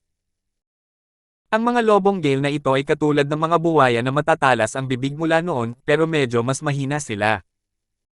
Kaya sinipa ko lang sila para mapataas ang level nila. Hindi pa nga natapos ni Terence ang paliwanag niya nang nagsimulang dumami ang aura ng 12 gale wolf. Nang sipin sila ni Terence ngayon lang, nagpapadala pala siya ng chi sa kanilang mga katawan. Ang paggamit ng chi ng si Shattering Realm para matulungan silang mabuo ang kanilang aura scores ay kasing dali lang ng pag-alis ng alikabok. Dati, kapag tinutulungan niya ang isang practitioner o isang spirit beast na mag-level up, kinailangan ni Terence na mag-channel ng chi ng kalahating araw para makamit iyon. Pero ngayong nasa Broken Sea Realm na siya, kahit kaunting purong chi lang niya ay sapat para mag-level up ang mga low-level spirit beast na ito. Hindi naman malaking bagay para sa isang Gale Blue Wolf na makalusot, pero ang 12 sa kanila na magkakasamang makakarating sa Golden Core Stage ay malaking bagay na. Natulala silang tatlo. Nag-evolve na ang mana control scroll ni Bigfoot. Ngayon, ito na ang naging paraan ng pagsulong ni Bigfoot. Hindi nagtagal at narating ng lahat ng 12 Gale Wolf ang Golden Core Stage. Hindi lamang lumakas ang kanilang lakas, kundi dumble rin ang laki ng kanilang mga katawan. Pinalibutan ng 12 lobo ng Gale si Terence, ikinakaway ang kanilang mga buntot at inilalahad ang kanilang mga dila para pasayahin siya. Nahihilo sina Morris at ang dalawa pa habang nakatingin sa kanila. Hindi ba't ikaw ang makapangyarihang spirit beast, ang Gale Blue Wolf? Bakit siya naging Gale ERHA pagkatapos niyang umangat? Gusto mo pa rin ba ang dignidad mo bilang isang espiritong hayop? Gusto pa rin ba ng mga espiritong hayop ang kanilang dignidad? Ang espiritong hayop. Bago pa matapos ni Morris at ng iba pa ang kanilang mga iniisip, iniwan na siya ng natitirang 3 lobo ng asol na hangin na umaatake kay Anden Polo at sumugod kay Terence ng buong bilis. Akala ni Fernandez ay aatakihin nila si Terence at handa na siyang protektahan ang mga binti nito. Kahit hindi kailangan ng proteksyon ang mga binti nito, kailangan pa rin niyang umakto na parang tapat ang mga ito sa kanilang amo. Hindi inatake ng 3 lobo si Terence, sa halip ay humiga sila sa lupa at hinimas ang kanilang mga ulo sa mga paa ni Terence na parang gusto nilang sipin niya ang mga ito. Anong dignidad at mukha ng mga spirit beast? Sa harap ng mga benepisyo ng pag-akyat sa Golden Core Stage, wala lang iyon. Natigilan si Fernandez at muntik nang mapilas ang likod. Hindi ba kayo pwedeng maghintay na lang na ipakita ko ang aking katapatan at protektahan ang aking Panginoon bago kayo lumuhad at magmakaawa? Nahihiya talaga ako kapag ganyan kayo, di ba? Ang malakas na bugaw na Blue Wolf ay tunay ng karapat-dapat sa pangalan nito. Napakabilis nito para mahabol. Ang matatalino ninyo. Sa simula, 12 lang ang sapat na bilang kabayo. Dahil gusto niyong sumuko, tutuperin ko ang mga kahilingan ninyo. Humajejek si Terence habang itinataas ang kanyang binti at sinipa rin ang mga ulo ng 3 pang lobo. Gamulong ang 3 lobo sa lupa at masayang nagsimulang magwala. Maya-maya, isang grupo ng 15 Golden Core Storm Wolves ang pumila sa harap ni Terence. Mukha silang isang hukbo. Fernandez, anong ginagawa mo? Sasalubungin na sana siya ni Terence nang tumingin ito sa kanyang mga paa na may kakaibang ekspresyon. Nakasalampak si Fernandez sa lupa, hawak ang kanyang binti. Kapitan, ang iyong pamamaraan sa pagsipa ay talagang kahanga-hanga. Bakit hindi mo rin ako sip-aim? Itinaas ni Fernandez ang kanyang ulo, ang kanyang mga mata ay puno ng pag-asam at ang kanyang ekspresyon ay puno ng pagkamahiyain. Halos nakasulat sa kanyang malaking mukha ang mga salitang, gusto ko ang iyong malalaking paa. Nanginig ang bibig ni Mike at Morris. Kahit gusto rin nilang pagbutihin ang kanilang lakas, hindi talaga nila magawa. Kung magtagumpay si Fernandez. Kung gayon ay maaari niyang isaalang-alang ang pagsunod. Hindi alam ni Terence kung tatawa o iiyak. Hindi problema ang paggamit ng purong chi para mapalakas ang lakas ni Fernandez, pero ang problema ay ang nakakapangwasak na chi ni Terence ay napakadalisay. Kung gagawin niya talaga iyon, hindi magagawa ni Fernandez na malinang at mapataas ang kanyang lakas sa mundo ng mga mortal. Bakit hindi na lang i-level up ni Terence ang sarili niyang mga tao ngayon? Ito ay dahil ang paggawa nito ay magdudulot ng walang katapusang problema. Sa hinaharap, sisirain nito ang kinabukasan ng paglilinang ng taong i-promote. Napakatibay ng pundasyon ni Terence, at hindi pa rin ito matatag sa huli, bukod pa sa mga taong napilitang pagbutihin ang kanilang lakas. Balang araw, sumiklab ang nakatagong panganib, at kahit si Terence ay hindi sila mailigtas. Sa ngayon, hindi pa siya mailigtas. Mahirap sabihin kung mailigtas siya ng Central. Nang makitang maraming tao mula sa Central ang maayos ang kalagayan matapos ang sapilitang pag-level up, naisip ni Terence na marahil ay dapat siyang pumunta sa Central at kumuha ng ilang scriptures. Sa ganoong paraan, makakapag-level up siya ng mga tao nang walang anumang pressure. Iyan. Fernandez. Matutulungan ko ng kaunti ang mga espiritong halimaw na mapabuti ang kanilang lakas, pero sa palagay ko ay hindi ko ito magagawa bilang isang tao. Tiyak na hindi mapigilan ni Terence si Fernandez na mag-level up, ano kaya ang mangyayari kung tataas ang level niya? Kung tataas nga, ano kaya ang mangyayari kina R. Diablo, Morris, at Mike? Kahit hindi naman ganoon kahirap, ang problema ay hindi kung ito ay magiging mahirap o hindi, kundi ang magiging problema nito. Ngayong alam na niya na ang Central ang nasa likod ng siyam na palapag na pagoda, kinailangan ni Terence na mag-ingat. Magiging masama kung malalaman ito ng Central. Kaya naman, mas mabuting huwag na lang niyang i-upgrade ang kahit alin sa mga iyon. Makakatulong lang ba ito sa mga spirit beast na mapalakas ang kanilang lakas? Natulala si Fernandez. Handa nang tanggapin ng mukha ko ang Bigfoot mo, tapos sinasabi mo sa akin na mas masahol pa sa isang espiritong halimaw ang mukha ko. Hindi ba't masyadong nakakasakit sa kanyang pagpapahalaga sa sarili ang bagay na ito? Palihim na pinunasan ni Morris at Mike ang kanilang malamig na pawis at naisip nila sa kanilang sarili na mabuti na lang at hindi sila nahulog sa lupa kasama ang gago na si Fernandez. Mabuti na lang at hindi naman nakakahiya. Sige, Kapitan. Kung sakaling mag-evolve muli ang paraan ng pag-unlad ng Bigfoot mo, dapat mong tandaan na tulungan ako. Bumangon si Fernandez mula sa lupa na may kaunting hinanakit. Tinapik niya ang alikabok sa kanyang katawan at tiningnan ang mga lobong asul na parang hangin ng may inggit. Kumunat ang noo ni Terence. Ano ba ang pinagseselosan mo? Hindi kaya gusto niyang maging isang spirit beast. At saka, ano ba talaga ang paraan ng pag-unlad ng Bigfoot? Magiging serye na ito ng Bigfoot. Ang mga lobo na may malakas na hangin ay lubos na matatalino. Nang makita ang inggit ni Fernandez, lahat sila ay itinaas kanilang mga ulo at buong pagmamalaking pinalaki ang kanilang mga dibdib. Hindi niya kailanman napagtanto na ang isang espiritong halimaw ay maaaring makaramdam na mas nakahihigit sa mga tao. Hindi masama, hindi masama. Ayos ka lang ba, Adan Paul? Nagpa siya si Terence na huwag pansinin ang gago at humarap sa papalapit na prinsipe. Nasaktan ka ba? Ayos lang ako. Salamat sa pagliligtas mo sa akin, Kapitan. Salamat, mabilis na sabi ni Aden Polo. Medyo naguguluhan pa rin siya sa nangyari sa Siwang. Bakit ba napakamasunurin ng mga lobong ito? Kapitan, ang kakayahan mong kontrolin ang mga espiritong hayop ay lalong gumagaling. Sa totoo lang, nagsisimula na akong humanga kay Kapitan. Hindi tulad ni Fernandez, na nakaranas ng balahibo sa binti, gusto niyang purihin si Terence, ngunit hindi siya magaling dito. 7,579. Mabuti naman at ayos ka na. Susunod na natin hanapin ang iba. Morris, kayo ni Aden Polo ay maaaring pumili ng isang Gale Blue Wolf bilang iyong tungkod. Ayaw nang magsalita pa ni Terence, baka sakaling banggitin na naman ni Fernandez ang malalaki niyang paa. Mike, pwede ni Fernandez gamitin ang mga dati niyong sinakyan.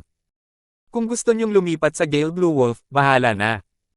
Lilipat ako sa malakas na asol na lobo. Siyempre, masaya si Mike. Bagamat mukhang mababangges ang mga buwaya na matatalas ang bibig, mas kahanga-hanga ang mga nakasakay sa lobo kaysa sa mga nakasakay sa buwaya.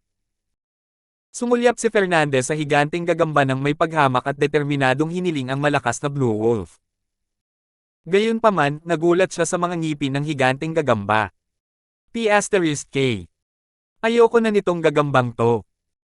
Sa huli, ginamit ng lahat ang mga Gale Wolf bilang mga sakay. Sinundan ni Terence ang karamihan at pumili ng isang Gale Wolf na sasakyan. Ang iba, kabilang ang mga higanting gagamba at buwaya, ay sumunod sa likuran na bumuo ng isang medyo malaking pangkat na mabilis na sumulong. Kasabay nito, nagkita sina Serena at Chris sa paligid ng lugar ng puno ng prutas na may gininto ang core ng wando kung saan matatagpuan ang Lito. Pareho silang dinala rito ng mga tao ni Lito. Sa oras na ito, natipon na ni Lito ang 70% hanggang 80% ng iba pang mga koponan. Dahil kontrolado niya ang Wando Golden Core Fruit at nauna kay Nasby sa perpektong Golden Core Realm, ang mga taong sumunod ay nasakop na ni Lito. Sino mang sumali kay Lito ay binigyan ng iba't ibang bilang ng mga gininto ang bunga ng Wando. Ang kanilang lakas ay itinaas sa maagang yugto ng gininto ang kaharian, at iyon lang. Kung gusto niyang mag-level up, kailangan niyang sundin si Lu ng walang kondisyon at ipagpalit ang kanyang contribution points para sa Wando Golden Core Fruit. Chris, at yung babaeng yon, kumusta? Gusto mo bang sumama sa akin? Sumunod ka sa akin, hindi ko kayo hahayaang magdusa. Si Lito at ang kanyang mga tauhan ay nagbabantay sa labas ng kagubatan ng prutas. Walang sino man ang pinapayagang pumasok. Natatakot siya na mahihirapan silang kontrolin kung papasok silang lahat. Kung ang mga lalaking ito ay nakakain na ng Wando Golden Core Fruit at naabot ang perpektong Golden Core Realm, paano pa nila siya makikinig? Ang hindi niya alam ay ang gininto ang ubod ng prutas na kagubatan ng Wando ay hinaharangan ng espiritu. Kung magtatago siya sa loob, hindi niya malalaman kung ano ang nangyayari kahit alam niyang may mali. Ngunit sa gilid ng kagubatan, hindi na epektibo ang pandaman ng espiritu, natagpuan na ni Terence sina Chris at Serena. Medyo malayo na sila sa narating nila, kaya hinanap muna ni Terence ang iba. Talo, ayaw ka naming guluhin. Mas mabuting huwag mo kaming guluhin. Maingat na tiningnan ni Chris si Lito at ang mga kasama nito dahil sa takot. Base sa mga aura na inilalabas ni Lito at ng iba pa, ang mga taong ito ay lubos na bumuti. Ang kanilang lakas ay higit na nalampasan ang lakas niya at ni Serena, at napakarami nila. Kung talagang nag-away sila, alam ni Chris na hindi sapat ang pagiging mag-asawa nila ni Serena. Ha. Anong ibig mong sabihin sa pag-udyok sa akin? Binibigyan kita ng pagkakataon dahil sa mabuting intensyon. Hindi mo alam kung paano ito pahalagahan. Tumawa ng malakas si Lito. Ikinumpas niya ang kanyang kamay at itinuro ang kanyang mga tagasunod. Nakita niyo ba iyon? Ang mga taong sumusunod sa akin ay nasa Golden Core stage man lang. Kahit sino rito ay madaling makakaalaga sa inyong dalawa. Nagiging malambing lang ako sa iyo at binibigyan kita ng paraan para makalabas ka para makapagkusa kang sumuko sa akin. Kung hindi, sa tingin mo ba ay makakatayo ka pa rin dyan at makakausap? Kung maaabot mo si Jindan kasama ko, kung tatanggihan mo ako. Ang huling pangiinis ni Lito ay nagpatawa sa mga tauhan sa paligid niya. Siyempre, tinuwanan nila sina Chris at Serena. Alam ng lahat ang gusto nilang sabihin. Carlo, huwag kang masyadong mayabang. Malamig na tumingin si Serena sa lahat. Pumadjejek siya ng mahina at sinabing, nakalimutan niyo na ba ang lakas ng kapitan ng ating ikawalong kapatid? Kung maglalakas loob kayong apihin kami ni Chris, naniniwala ba kayo na lalapit ang ating kapitan at dudurugin kayong lahat sa lupa? Pagkatapos marinig ito ni Lito, siya ay natigilan. Naranasan niya mismo kung gaano kitikot si Terence, hindi man lang siya maglalakas loob na tingnan ang dalawa kung nasa loob sila ng trial grounds, lalo na't hindi niya sila susubukang lapitan. Natatakot siya sa paghihiganti ni Terence. Pero ngayon, ibang-iba na ito. Si Lito mismo ay isang peak stage Golden Core, at ang kanyang mga tagasunod ay pawang mga early stage Golden Core. May kumpiyansa siyang labanan si Terence. Kalokohan yan. Ano ba ang galing ng kapitan mo? Paano siya maihahambing sa boss natin Lito? Eksperto na si Boss Lito sa Perfected Golden Core Realm. Sino ang kapitan mo? Mapangot siyang sabi ni Nasby. Isa pa, ang dami nating kapatid na lalaki. Sino ka sa tingin mo sa 2 o 3 maliliit na kuting na yan? Nang marinig ito ni Lito, itinuwid niya ang kanyang likod. Talagang tumama sa isip niya ang mga sinabi ni Nasby. Bibigyan kita ng huling pagkakataon. Lumuhad ka at magmakaawa sa ating amo na si Lito na tanggapin ka. Kung hindi, ako, si Nasby, ang tutulungan ka. Ba! Nasby, walang hiya kang kupal. Isa ka lang aso sa ilalim ni Litos. Paano mo kami nagagawang tahulin? Walang balak si Chris na bigyan ng kahit anong mukha si Nasby. Agad siyang nagmura, sino ka ba sa akala mo? Sino ang nagbigay sa iyo ng lakas ng loob na pagsalitaan ako ng ganito? Sino ka ba talaga? Sino ang nagbigay sa iyo ng lakas ng loob para pagsalitaan ako ng ganyan? Galit na galit si Nasby at agad na sumagot, ikaw na B*H, iniisip mo ba talaga na mahalaga ka? Boss Lito, huwag mong sayangin ang hininga mo sa kanila, patayin mo na lang sila. Kung mapapatay nila ang 2 magagandang dalagang ito, makakain ni Lito ang karne, at maiinom naman ng kanyang mga tauhan ang sopas. Kung sila ang magkukusang sumama kay Lito at maging mga babae niya, hindi nila maiinom ang sopas. Malungkot ang mukha ni Lito. Ngumisi siya at ikinumpas ang kamay. Sige, dahil tumanggi ka sa isang toast para lang uminom ng forfeit, huwag mo akong sisihin sa pagiging bastos. Mga kapatid, pulihin ninyo sila. Pagkatapos ko silang masiyahan, hahayaan ko ang mga kapatid ko na magsaya kasama nila. Sa oras na iyon, kailangan ninyong maging mahinahon. Tutal, marami tayong mga kapatid. Kung masyado tayong magiging magaspang, wala nang pagkakataon ng mga kapatid sa likod natin. Tumawa ng malakas ang mga nakapalibot na tao at sumang-ayon dito. Pagkatapos, may sumugod na lumapit. Nagbago ang mukha ni Terence, nahanap niya si Johnson, at sina Chris at Serena ay nasa panganib. Kailangan niya agad pumunta roon. Mike, Morris, dalhin ninyo rito ang inyong mga tauhan at mga espiritong halimaw. Aalis muna ako. Wala nang oras si Terence para magsalita pa. Nagsalita siya ng ilang simpleng salita at lumipad patungo kina Chris at Serena, habang nag-uutos, huwag kayong lumihis sa direksyon. Dumiretso kayo, at bilasan ang paglakad. Nakaalis na siya bago pa man niya matapos ang kanyang sasabihin, pinaganya ni Terence ang kanyang wood escape technique nang mawala na siya sa paningin, gamit ang masukal na kagubatan para makalayo. Sa loob lamang ng 7 o 8 segundo, nasa tabi na nina Chris at Serena si Terence. Dahil sa bilis na ito kaya nakapagpahinga siya kasama nila. 7,580. Sino ang gustong hawakan ng team ko? Sawang-sawa na ba kayong lahat sa paglilinis ng mga dungeon sa siyam na palapag na glazed pagoda at gusto na bang bumalik sa lungsod? Parang multo ang biglaang paglitaw ni Terence, at ang mga taong papalapit sa dalawang batang babae ay natakot at umatras. Tutal, ang reputasyon ng isang tao ay parang anino ng isang puno. Alam nilang lahat kung gaano kawalang awa si Terence dati. Kahit na si Lito ay nasa Great Circle ng Golden Core Stage, at silang lahat ay nasa itaas ng Golden Core Stage, matatakot pa rin sila. Sa sandaling iyon, ang pormasayon sa Tower Road ay nasa kaguluhan. Parang hindi na kailangan pang gumawa ng kahit ano ni Terence para takutin ang lahat. Bilang pinuno, medyo kinabahan si Lito nang makita niya si Terence, ngunit medyo mas nakaramdam siya ng kumpiyansa matapos tumaas ang antas ng kanyang lakas. Ha ha ha ha. Iniisip ko kung sino iyon, kaya pala ikawalong kapatid. Bakit?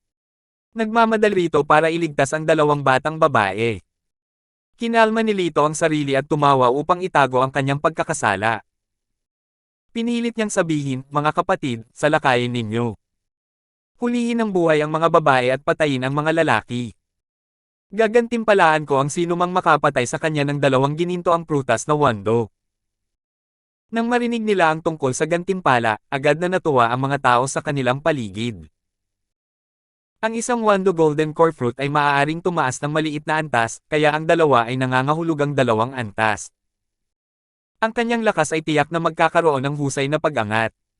Lahat kayo, sumugod. Patayin ninyo siya. Sugod na. Patayin mo siya. Sumigaw ang ilang taong naghahangad ng gantimpala ng may pulang mga mata, sinusubukang hikayatin ang lahat na umakyat ng sama-sama. Nanlalamig ang mga mata ni Terence habang nakatingin sa kanila. Sino ang maglalakas loob na lumapit? Dahil ba sa mabigat ang ulo mo at gusto mong tulungan kitang tanggalin ito? Ang iilang taong sumisigaw ng pinakamalakas ay agad na tumigil. Hindi mapigilan, napakalamig ng mga mata ni Terence, at isang tingin lang ay sapat na para magparamdam ng nakakakilabot na lamig sa kanyang gulugod. Kung talagang susugod sila, hindi sila maglalakas loob na gawin iyon. Ano ang kinatatakutan mo? Huwag kang magpaloko sa bluff ng batang ito. Lahat kayo ay nakakain na ng wando golden core fruit at ngayon ay mga eksperto na kayo sa golden core stage. Hindi nang ahas si Lito na umatake at labanan si Terence ng mag-isa, kaya patuloy niyang hinikayat ang kanyang mga tauhan, walang wando golden core fruit ang batang ito para mapalakas ang kanyang lakas. Siguradong nasa foundation establishment stage pa rin siya. Napakaraming golden core stage cultivator dito. Natatakot ka ba sa isang foundation establishment stage cultivator? Sige. Ang dami na ni boss ang nagpalaki sa inyo, sa tingin nyo ba takot kayo sa isang foundation stage chicken? Aalis kayong lahat. Tama si Boss Lito, sigaw ni Nasby. Isa lamang itong baguhan sa establishmento ng foundation. Gaano man siya kalakas, hindi niya tayo kayang labanan. Nasa atin ang bilang at lakas. Mga kapatid, magtulungan tayo at patayin siya. Sa wakas ay tumigil na sa pag-aatubili ang mga taong ito at sumugod kay Terence. Kumunat ang noo ni Terence, hindi alam ang gagawin. Hindi naman talaga malaking bagay ang 12-12 ng mga Golden Core Stage expert. Isang hininga lang ay maaaring magpalipad sa kanila palabas ng kalangitan at babagsak sila sa spatial barrier.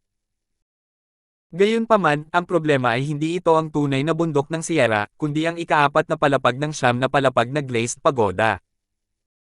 Dahil sa dami ng taong nagtitipon dito, tiyak na minamasdan ng banal na sugol na si Soya ng pag-unlad ng sitwasyon. Kung gagamit siya ng sobrang lakas na lampas sa ikaapat na antas, hindi maganda ang kahihinatnan nito sa bandang huli. Imposibleng harapin ang napakaraming Golden Core Stage Masters ng sabay-sabay gamit lamang ang lakas ng Foundation Establishment Stage. Kung gagamitin niya ang libo-libong pagbabago ng Wood Forest, hindi ba niya direktang ilalantad ang kanyang pagkakalanlan? Teka! Lito, hindi mo ba gustong sumuko tayo? Sa dinami-daming taong kumukulong sayo, anong karapatan mong igalang kita? Nakita ni Chris ang pagkunot ng noo ni Terence at hindi niya alam kung ano ang iniisip nito. Natatakot siya na baka hindi nito kayang harapin ang napakaraming Golden Core Masters, kaya lumapit siya at pinigilan ito. Kung gusto mong makumbinsi kami, naglakas loob ka bang lumabas at makipaglaban ng one-on-one? One-on-one sayo. Ano ang hindi ko gagawin? Sa tingin mo ba natatakot ako sa'yo? Tumawa si Lituhaha at ikinawit ang daliri kay Chris. O kaya pwede ka namang sumama sa akin. Handa akong makipaglaban sa iyo sa kama. Muling humagalpak ng tawanan ang mga tao, at ang momentum ng pag-atake ay naglaho ng walang bakas. Napataas ang kilay ni Terence, wala pa siyang naiisip na paraan para harapin ang mga lalaking ito, at hindi niya inaasahan na pipigilan siya ni Chris ng ilang sandali. Hindi rin doon tumigil si Chris, nagsimula na siyang makipagtalo kay Lito, na tila nag-e-enjoy din, na parang nakalimutan na niya si Terence. Hindi alam ng mga tauhan ni Lito kung dapat ba silang magpatuloy sa pag-atake o panoorin na lang sina Chris at Lito na mag-usap ng walang katuturan. Bahagyang ngumiti si Terence habang ginagamit ang kanyang spirit sense para maramdaman na may dala si Mike na mga tao at spirit beast. Darating na sila sa loob ng ilang minuto. Tutal, ang malakas na bughaw na Blue Wolf ay tumupad sa pangalan nito. Nang maabot ang Golden Core Stage, mas bumilis pa ang beast nito. Hindi na kailangang mag-alala si Terence tungkol sa pagtuturo sa kanila ng leksyon pagdating nila. Pagkatapos mag-usap ni Lito at Chris ng ilang minuto, sa wakas ay nawala na siya ng pasensya. Chris, yan lang ang masasabi mo. Kalimutan mo na yan, tinatimad na akong kausapin ka. Magkakaroon ako ng maraming oras para makausap ka pagkatapos kitang maabutin. Bago pa makareact si Chris, ikinumpas ni Lito ang kanyang kamay at sumigaw, atake. Anong ginagawa ninyo? Muling umalangaw-ngaw ang mga sigaw ng digmaan habang nagmamadaling lumapit ang lahat kay Terence. Tutal, may kaugnayan ito sa pamamahagi ng dalawang ginintoang prutas na wando. Sa sandaling ito dumating ang mga lobo na may malalakas na hangin, kabilang ang mga buwaya na matatalas ang bibig at mga higanteng gagamba. Hindi madali para sa kanila na pilitin ang kanilang mga sarili na sumunod sa grupo. Sino ang nagsabing kaya mo akong patayin dahil lang sa mas marami kang tao? Sino ang nagsabing hindi kayang labanan ng isang tao ang ganito karami sa inyo? Ngumiti si Terence nang may pangungutya at ikinumpas ang kanyang kamay, mga lobo ng Gale, umalis na kayo. 15 alulong ng lobo ang sabay-sabay na pinakawalan, na bumubuo ng isang malambing na awit ng labanan. Pagkatapos, 15 lobo na kulay asul ang tumalon na kasinlaki ng damo ng mga kabayong alimango sa ilog mud ang tumalon palabas. Nakatayo na sina Mike at ang iba pa. Saan nanggaling ang mga lobong ito? At napakalakas nito. Boss Lito, iligtas mo ako. Bagamat ang mga taong ito ay pinalaki sa maagang kaharian ng Gold Core, ang Bagyong Wolf ay nasa kaharian din ng Gold Core. Sa parehong antas, ang mga Spirit Beast ay mas malakas kaysa sa mga tao, hindi pa kasama rito ang mga lobo na may sarili nilang mga paraan ng magkasanib na pag-atake, na lalong nagpapalakas sa kanilang lakas. Sa ngayon, tila sila ay tumatawid lamang. Wala pang kalahati ng mga tauhan ni Lito ay mga ordinaryong tao bago sila pumasok sa siyam na palapag na glazed pagoda. Ang iba ay mga miyembro lamang ng Mystic o Earth class ng Night Order. Biglang tumaas ang kanyang lakas hanggang sa Golden Core Stage, ngunit hindi nagbago ang kanyang estilo sa pakikipaglaban. Lalong wala siyang laban sa grupo ng mga Storm Wolf. Ang 15 Storm Wolf ay parang mga tigreng pumapasok sa isang kawan ng mga tupa, ang kanilang momentum ay hindi mapigilan. Sa isang iglap, ang mga tao mula sa Lito ay bumagsak sa lupa, sumisigaw sa sakit. Mabuti na lang at natanggap ng malakas na lobo ang utos ni Terence at hindi sila pinatay. Ang mga taong iyon ay nasugatan lamang, hindi patay. Natulala si Lito at ang ilan sa kanyang mga katiwala habang pinagmamasdan ang lahat ng nangyari sa kanilang harapan. 12 ng mga Jindan Stage Master ang ganoon kadaling nawasak ng 15 berdeng lobo. Salamat po at sinamahan niyo ako, ingat lagi mga master.